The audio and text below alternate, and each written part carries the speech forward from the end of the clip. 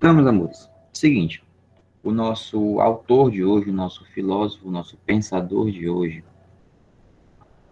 é esse carinha aqui, o Hegel.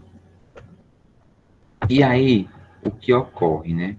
O Hegel, ele vai propor um, uma nova maneira de se interpretar a filosofia.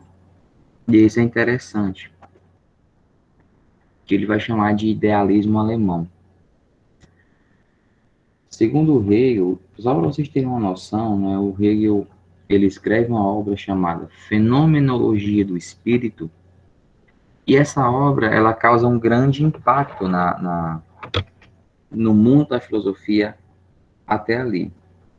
Porque, como eu falei anteriormente, ele vem nos oferecer, né, uma nova maneira de interpretar e de conceber a realidade. A realidade, por mais que nós tínhamos aí, ao longo da... Eu estou falando do Hegel aqui, eu estou falando basicamente do século XIX. Ele vai viver, né, ao longo nessa transição do século XVIII para o XIX. A sua produção filosófica se concentra basicamente ao século XIX. E nesse momento, nós já tínhamos cerca de mais de 2000 anos de diferença da filosofia grega clássica. E por mais que tenha surgido algumas formas de se chegar à verdade, algumas formas ou algumas ideias, algumas propostas de como conhecer as coisas, que aí foi os conteúdos que nós vimos anteriormente, mas ainda assim partia de um ponto básico, que era considerar, né, considerar verdade algo que não muda, algo quase que eterno. Considerar que a verdade é uma coisa imutável. Já o Hegel, ele nos traz uma questão que é bem interessante. Ele propõe que o homem ele venha a ser um ser histórico. Ou seja, ele vai desenvolver um sistema filosófico completo. E o que eu quero dizer quando eu digo que o homem é um ser histórico, segundo o Hegel? Seguinte, vamos aqui dar um exemplo prático. Estamos no ano de 2021, né assim? Vamos fazer um exercício de regressão, de imaginação para a época dos nossos avós. E lá, imagina-se que um casal, homem e mulher, na época dos nossos avós, eles se casaram e se separaram. Qual seria a ideia da sociedade perante esse fato? Eu não estou falando em relação a sentimento, eu não estou falando em relação a se eles se gostavam, não estou falando em relação à ideia da sociedade perante o fato dessa separação. Vocês bem sabem, vocês bem imaginam, que isso promoveu várias e várias críticas, que isso não era certo, que isso não é uma coisa moral a se fazer, que isso é errado, quem já se viu se separar, quem já se viu pedir desquite, né, o termo ainda era que usava muito esse termo, desquitar, seria algo parecido com um divórcio, né? Algo que para nós hoje é bem natural, é bem comum. Algo que para nós hoje é um casal, ele, e aí, independente. Lembra que eu falei, eu dei ênfase no início, né, que naquela época era um casal composto por homem e mulher. Hoje não, um casal, independe da sua composição, eles podem muito bem se unirem contra ele em matrimônio ou se juntar, se amancebar no popular. E pouco tempo depois, um mês depois, dois, um ano, 2 anos, separarem. E isso não vai causar abalo nenhum para a sociedade. Não é assim? Pode causar para a família, para o núcleo mais próximo, mas para a sociedade, isso não causa impacto algum. Isso é um exemplo, gente, de que o homem, o ser humano, nós somos seres históricos. E por sermos seres históricos, vai haver o que ele vai chamar, o Hegel vai chamar, lembrando que o Hegel é alemão, portanto, ele vai usar esse termo aqui, ó.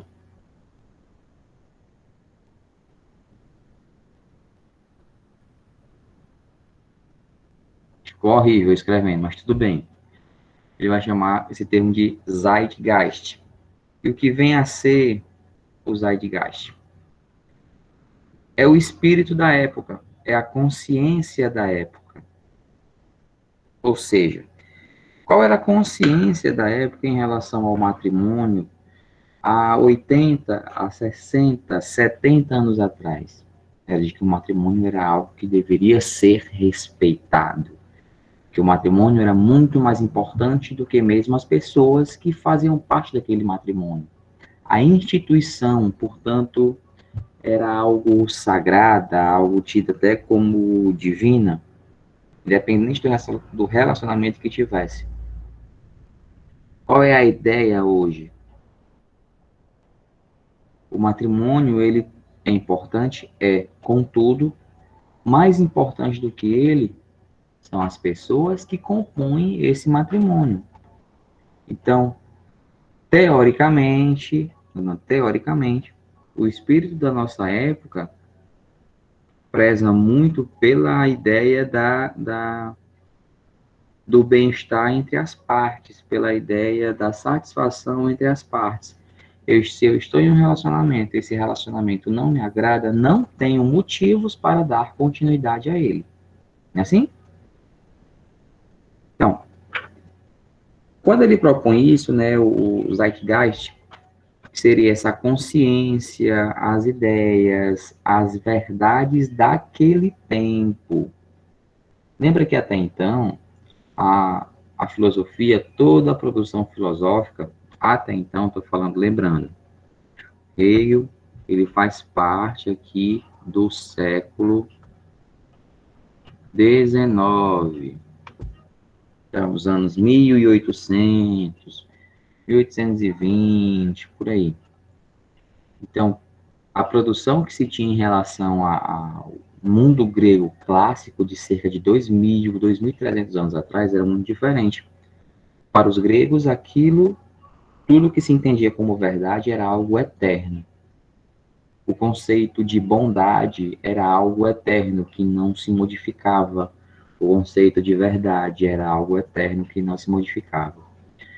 E quando Hegel atribui, coloca, insere na no entendimento da filosofia, no sistema filosófico que ele propõe, quando ele insere o tempo, quando ele faz a inserção do tempo, você analisa algo bem diferente. Você compreende o mundo de uma maneira diferente, é óbvio. Compreende de uma maneira mais comum a nós, a nossa época, né? Mas, tentando pensar como pensavam naquela época, isso causa um grande impacto. Porque é o seguinte, você vem analisando e entendendo que a verdade é sempre algo que não muda. Mas a partir do momento em que se coloca o tempo no meio, né, dizer que nós somos reflexos do nosso tempo, isso vai causar alguns processos de ruptura, de mudança, de quebra mesmo de ideias, de conceitos de verdade. Então, para ele, a nossa realidade, né, o ser, a nossa realidade, ela é algo dinâmico, ela é algo mutável. Mutável por quê? Porque o nosso devir E aí, retomando as suas aulas de filosofia lá do primeiro ano, a gente falava dos pré-socráticos, de Aristóteles, né, a questão de devir, o vir a ser. O que é o devir? Devir é o processo de se tornar algo, de se tornar alguma coisa. Então, sempre que você ouvir essa expressãozinha aqui, devir, quer dizer se tornar alguma coisa. E aí, como ocorre? A nossa realidade, o Hegel propõe que a nossa realidade ela é dinâmica. E ao passo, né, que ela seja dinâmica, ela, o nosso devir, ele se dá através de um processo dialético. E como seria esse processo dialético segundo o Hegel? O processo dialético para a interpretação do nosso tempo, e aqui assim, que merece um detalhe, gente, que eu acabei esquecendo. A ideia da dialética, para o Hegel, é muito importante porque ela é em si a nossa realidade. Por exemplo, o René Descartes, anos, décadas antes, né, do Hegel, ao propor um método seguro para se chegar à verdade, aquele negocinho lá de ter que duvidar de tudo, tá, bababá. Então, aquele dali era uma maneira de olhar a realidade.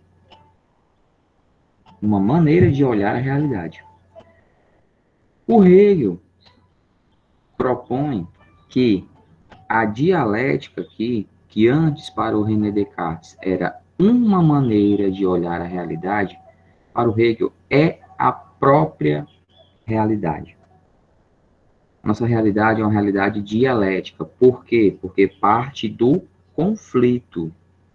A ideia da justa posição entre as partes para se gerar o nosso tempo, para gerar quem somos. Então, vamos para cá. Por exemplo não, né? Como é estabelecido esse meio? Seguinte, existe a tese, existe a antitese e existe a síntese. Beleza, mas não sei o que quer dizer essas coisas. O sistema filosófico do Hegel pressupõe o conflito. Esse conflito se dá através de da dialética, né? Como eu falei anteriormente. O que seria a tese? A tese é uma ideia. A antitese é o contrário daquela ideia, ou antítese. É o contrário daquela ideia. O nome já diz, né? Antitese. Então, a antítese, ela é o contrário daquela ideia. A ideia e o seu oposto vão estar em constante conflito.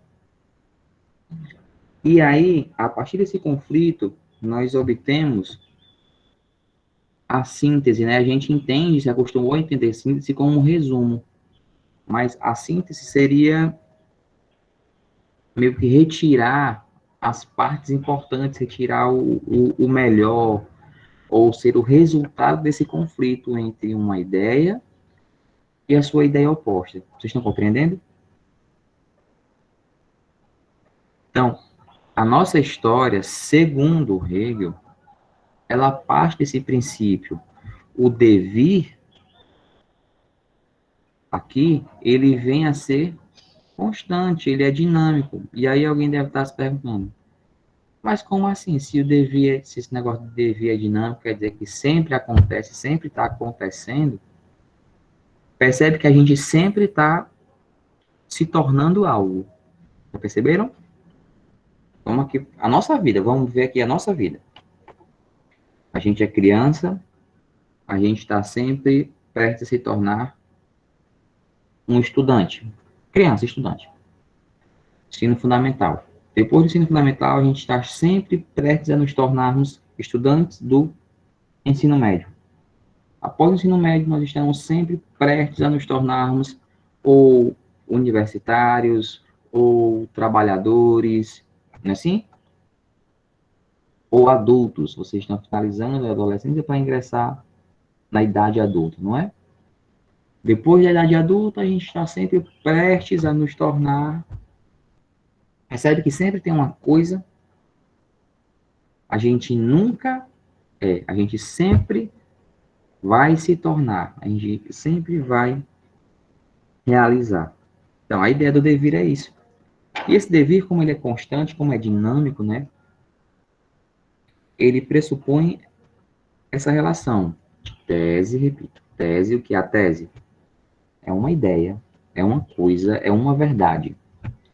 A antíntese nada mais é do que a ideia contrária a essa, e esse daqui vai ter um conflito. Esses dois vão ter um conflito. E esse conflito vai gerar a síntese, que seria o que é aplicado, que seria o resultado desse conflito. Só que aí, passado um tempo, a síntese, ela passa a virar uma nova tese. Porque a síntese não foi o resultado daquele conflito, o resultado do conflito das ideias. E aí foi posto ali como prático, como verdade. Só que passou um tempo, apareceram ideias contrárias a essa. E aí roda de novo o sistema. Então, quando ele fala que algo é dinâmico, que a nossa realidade ela é dinâmica, é isso. E aí vamos encarar, por exemplo, a história. A história é o maior exemplo disso, né? Como a realidade, logicamente, a história está dentro, inserida na nossa realidade. Para ele, a história é um processo. E a história, por ser um processo, ela sempre é motivada, ela tem como motor a contradição dialética. E o que é essa contradição dialética? É isso daqui, ó. A noção aqui de tese, antítese e síntese. Vamos dar um exemplo prático.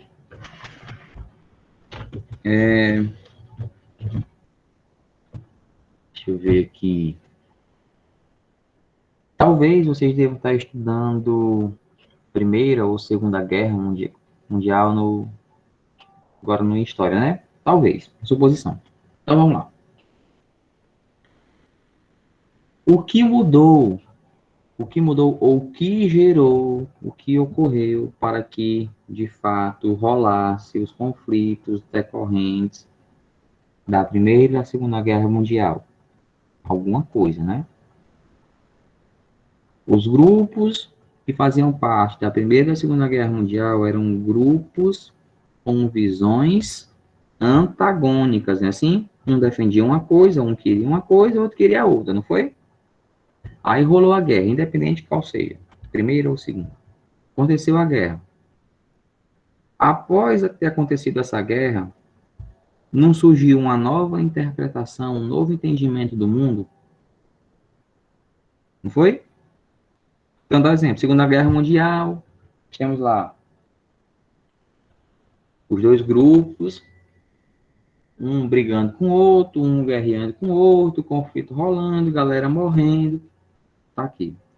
Depois que mudou a Segunda Guerra Mundial, depois que acabou a Segunda Guerra Mundial, que houve? Houve uma nova reformulação do mundo. O mundo passou a ser bipolar. Geografia, né? Guerra Fria. Bipolar. Bloco capitalista, bloco socialista. A partir daí, quando se estabelece essa nova realidade do mundo, vão surgir, posteriormente, ideias contrárias a essa nova realidade. Então, lembra, ó, guerra, aí acabou a guerra aqui, mundo bipolar, capitalista e socialista. A partir do momento em que se estabelece essa ideia, já passa a ser uma tese. Então vão surgir ideias contrárias, opostas a ela, e ainda vai gerar esse conflito.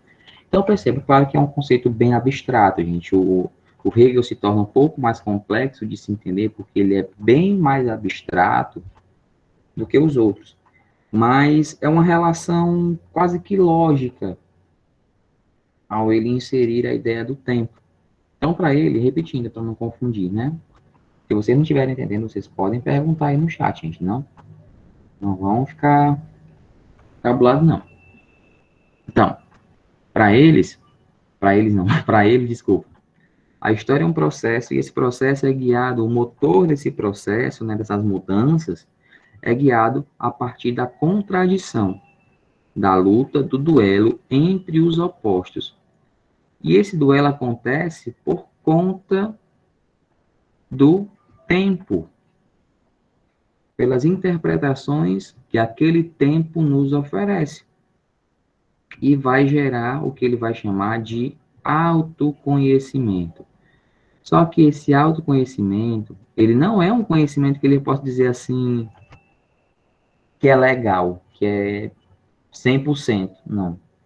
É um autoconhecimento que é a partir do momento que o homem se dá conta que existe a realidade, que as coisas começam a fazer sentido. E aí, nesse caso, essas mudanças, né, a história é movida também pelo espírito da época. Lembra lá a expressãozinha lá do alemão, Zeitgeist? O espírito da época, o espírito do nosso tempo, também move, molda a nossa história. Então, o espírito do tempo, sei lá, falando do século XIX, vou voltar algumas décadas depois, do neocolonialismo, do imperialismo europeu nos continentes africanos e asiáticos. O espírito da época era aquele, o pensamento geral era aquele. Hoje, talvez, se fosse hoje adotar aquelas práticas, talvez não pegasse. A mesma coisa dos regimes fascistas na Europa, aí eu falo do fascismo na Itália, do nazismo na Alemanha. O espírito da época, o pensamento coletivo, que hoje a gente entende em um sentido bem baixo mesmo, quase que errado, de ideologia. Mas o pensamento da época favoreceu, segundo Hegel, o surgimento e a aplicação e o desenvolvimento daquelas ideias. Então, quando ele fala que nós somos seres históricos, nós somos frutos do nosso tempo, diz respeito a isso. Estamos muito ligados ao tempo em que vivemos. Aquele exercício de sociologia, né? Quando a gente fala que se você tivesse nascido em outra época, em outro lugar, ou em outro país, com toda certeza, você não seria a mesma pessoa que você é hoje. Você seria diferente.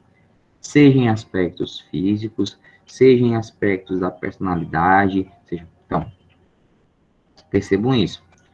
O importante aqui é você entender, o objetivo aqui é você entender, você compreender, na verdade, como acontece essa relação da realidade para o Hegel, ou seja, ela é dinâmica, e o que quer dizer isso? Ela é mutável, ela muda. A ideia de verdade, ela não é sempre a mesma. E ela muda através de quê? Através de um processo de contradição dialética. Beleza, mas eu não sei o que diabo é dialética. Dialética é conflito de ideias, debate de ideias, conflito de opostos nesse caso. E aí como será esse conflito? Uma verdade, algo contrário a essa verdade, ao conflito, e a partir desse conflito se estabelece uma nova verdade. E aí, a partir desse momento que termina esse conflito, essa nova verdade aqui passa a ser confrontada por outra, ou seja, meio que uma engrenagem. Então, por isso que é algo constante. Beleza? E aí sim, voltando para cá. A partir desse ponto, ele vai nos falar, né, que a história ela é modificada ao longo do tempo, tem um motor, e esse motor são os conflitos. Esses conflitos geram um autoconhecimento, ou seja, uma breve noção da realidade, decorrente do espírito. Segundo ele, nós temos três tipos de espíritos. E aí, lembrando, o espírito aqui está muito ligado à definição de consciência, viu? Não estou falando nada aqui relacionado ao espírito religioso, não. É a ideia de consciência. E aí nós temos a consciência subjetiva, a consciência individual, e depois nós temos a consciência objetiva. Então vamos lá. Quando a gente é criança, recém-nascido, bebê, a gente só tem a noção da gente, né?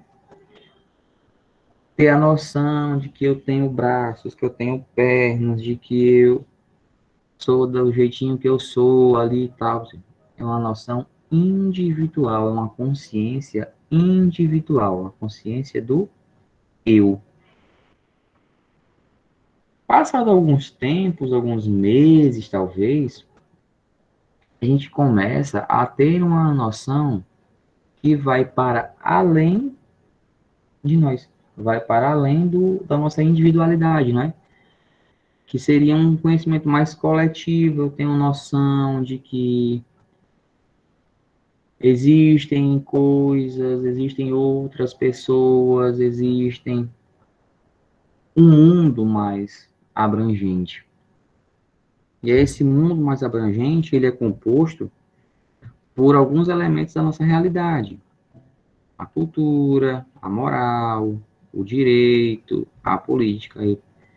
Ah, você está dizendo que eu com 6 anos de idade, eu com 10 anos de idade, eu vou ter essa noção tudinha aí de cultura, moral, direito e política. Sim. Através de que maneira? Quando a gente começa a conviver mais em sociedade, nesse momento, a gente está utilizando aspectos da cultura, ou seja, da maneira de se organizar, daquilo que é comum, daquilo que aquela sociedade considera como correto. Olha aqui, moral, direito, ou seja, em relação ao direito, as regras que eu tenho que seguir ou não, e as que eu não seguir, as que eu desobedecer, o que poderá acontecer comigo? Então, eu tenho 10 anos de idade, eu já tenho, claro que não a noção perfeita, mas uma breve noção de que eu não posso pegar uma faca e matar outra pessoa. Eu não posso pegar, sei lá, algo que não é meu, eu não estou entendendo? E as noções de política. Política, entendam política como organização das pessoas.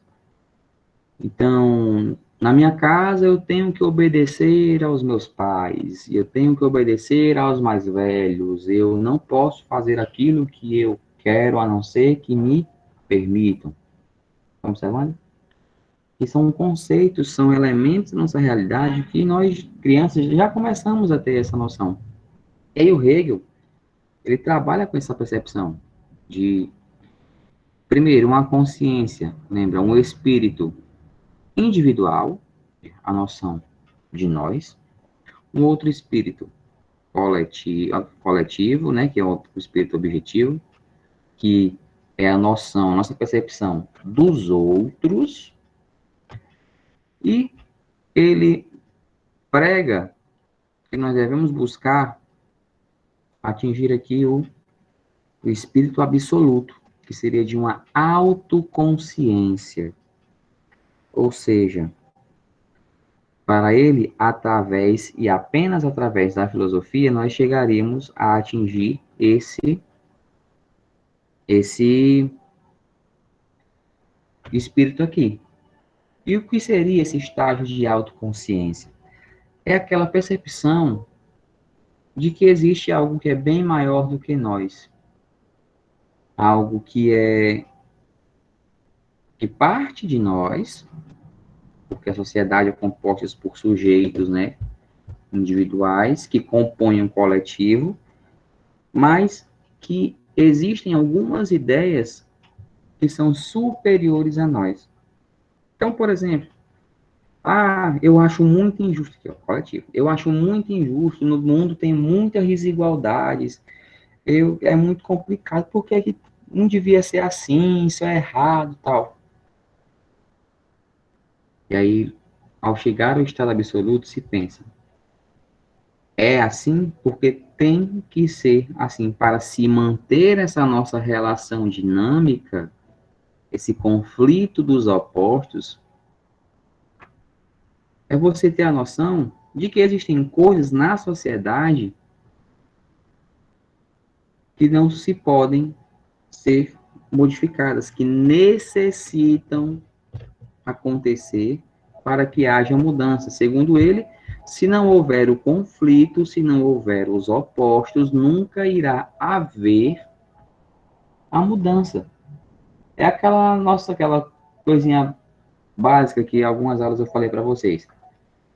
Se todo mundo só tivesse vivido felicidade, se todo mundo fosse 100% do tempo feliz, a gente ia ter noção do que é e do que significa esse conceito? Não. Por quê? Porque nós precisaríamos do conceito de tristeza, de um conceito oposto à felicidade, para nós termos noção, né, assim, nós termos a ideia do que ela representa, do que ela significa. Então, isso é um ponto da dialética que é bem interessante. E justamente, o Hegel vai prezar por isso. Existem coisas que estão para além da nossa noção. É algo bem maior. A própria ideia de Estado, né, de Estado como organização social, essa própria ideia de Estado, ela é uma concepção do espírito absoluto. Por quê? Vamos para cá. Segundo ele, é a ideia que forma o mundo. Nosso mundo é formado por ideias. Quando eu falo aqui formado, eu não estou falando em relação à forma geológica da Terra. Não, não tem nada a ver com isso.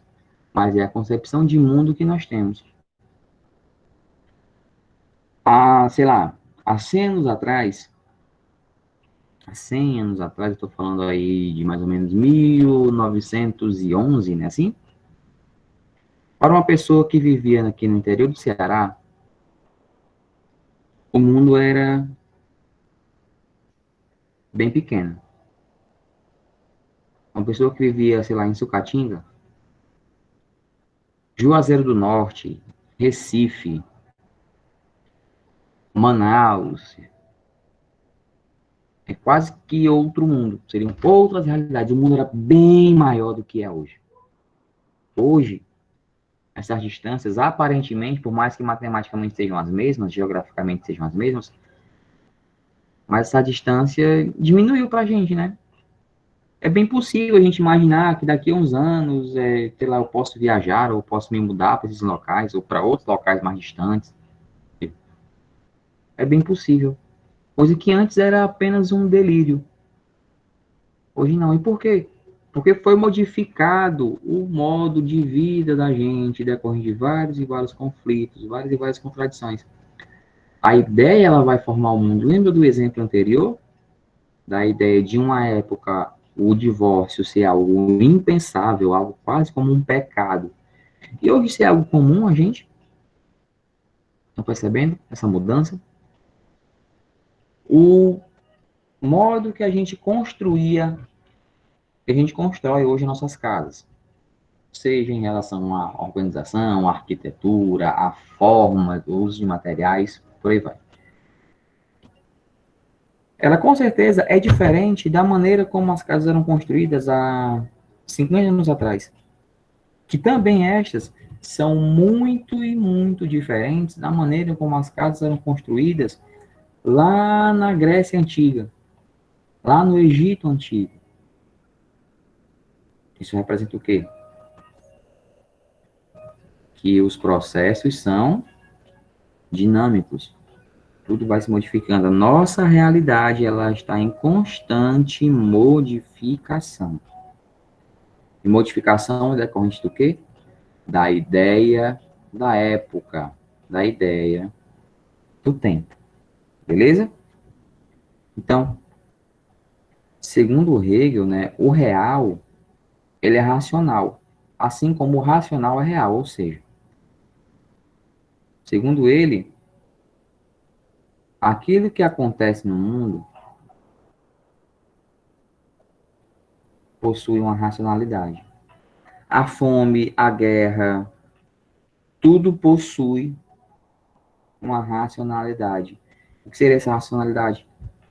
O espírito absoluto, essa autoconsciência, esse algo que é bem maior do que nós.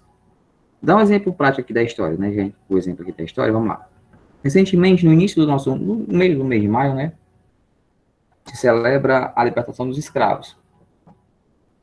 E aí, qual é a ideia central? Se pensa muito disso, né, de que a libertação dos escravos veio de um ato de bondade da princesa Isabel, que estava ocupando ali o governo brasileiro naquele momento, e ela assina e pronto, vamos fazer festa, é festa, capoeira, feijoada, todo mundo agora é livre e beleza.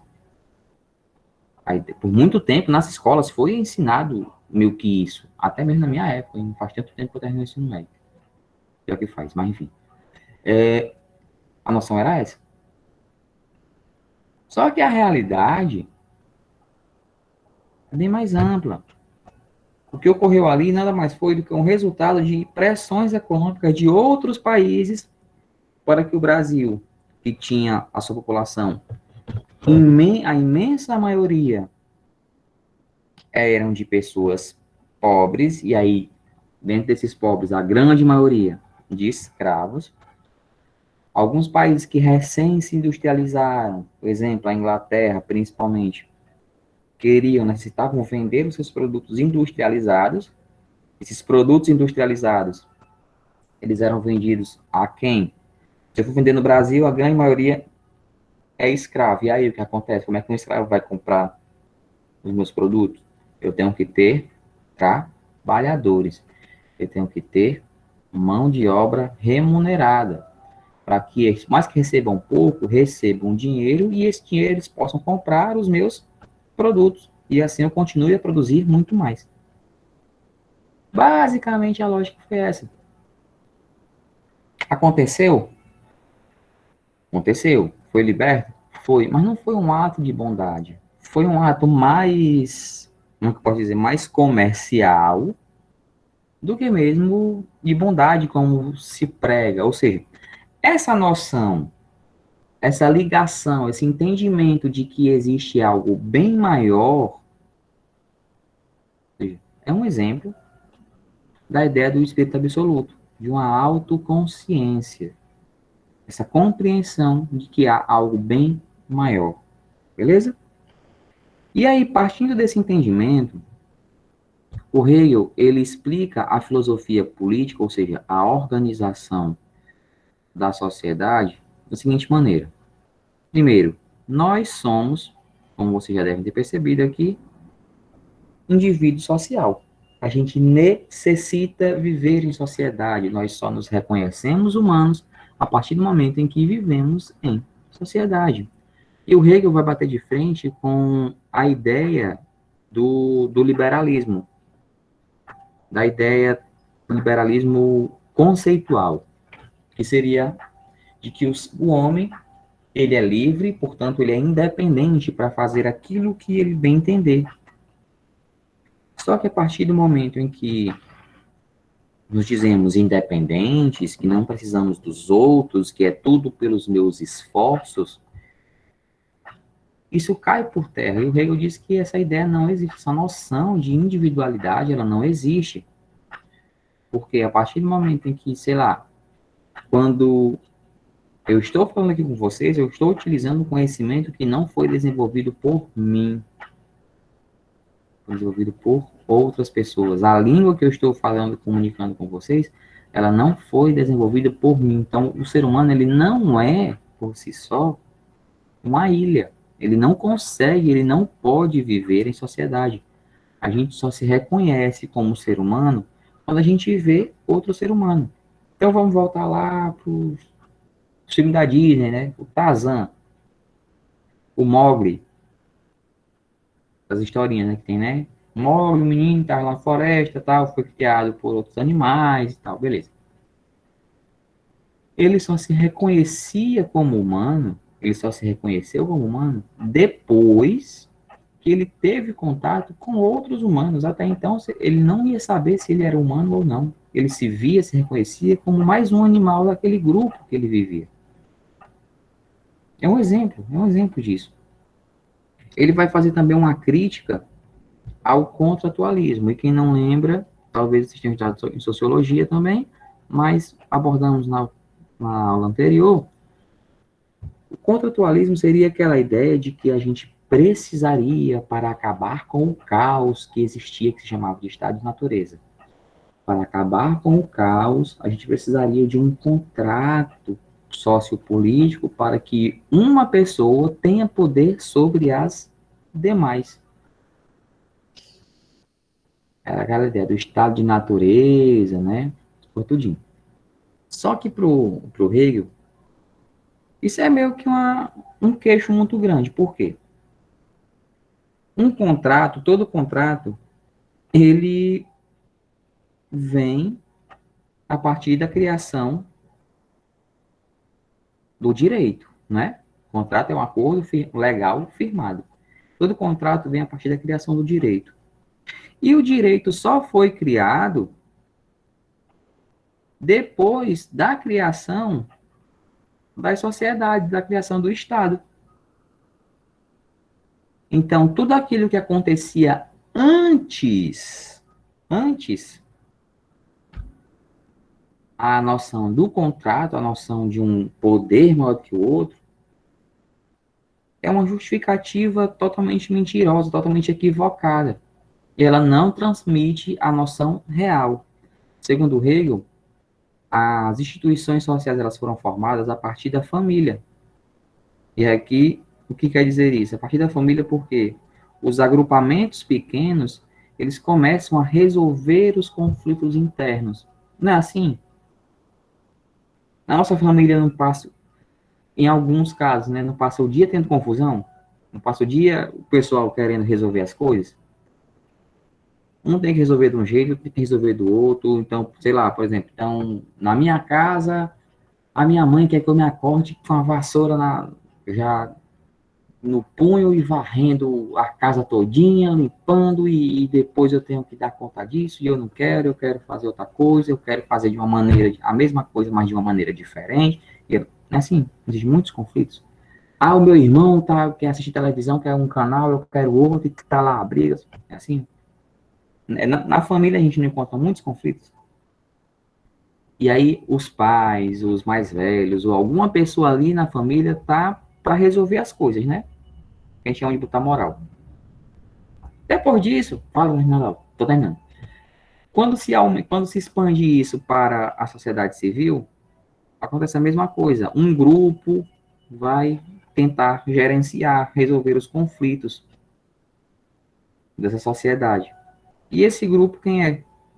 É o Estado. É algo que precisa do indivíduo, precisa do coletivo, desculpa, precisa do coletivo, mas é bem maior do que eles. É bem maior do que eles. Independem das vontades do coletivo e do individual. Segundo o Hegel, a estrutura é essa. Meus queridos, peço desculpa, eu meio que me empolguei, né? Já terminamos aqui o tempo da nossa aula, mas muito obrigado a todos. Vocês já sabem, qualquer dúvida, só entrar em contato comigo, perguntar, que eu vou tentar ajudar vocês. Vou ajudar vocês da melhor maneira possível. E é isso aí. Beleza? Só fazer aqui a chamada de vocês, bem rapidinho. Show. Até a próxima. Cuida que você já tem outra aula já já, viu? Tchau, gente. Boa semana a todos e até segunda-feira.